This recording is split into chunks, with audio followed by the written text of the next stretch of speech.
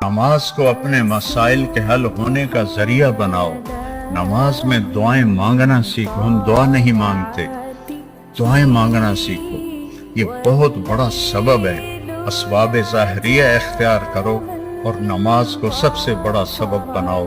کوئی مشکل آتی تھی آپ نماز پڑھو. 3 دن گزر گئے، کھانے کو کچھ نہیں ملا، تو حضرت عائشہ سے کہنے لگے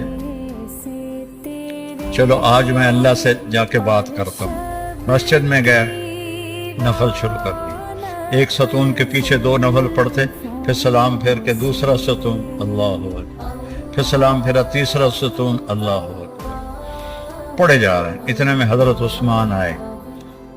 اما جان اللہ کے نبی کہاں ہیں؟ ان کا 3 دن سے فاقہ تھا، اللہ سے مانگنے گئے. تو ہزاروں قطار رونے لگے. مجھے کیوں نہ کہا؟ عبد الرحمن بن عوف کو کیوں نہ کہا؟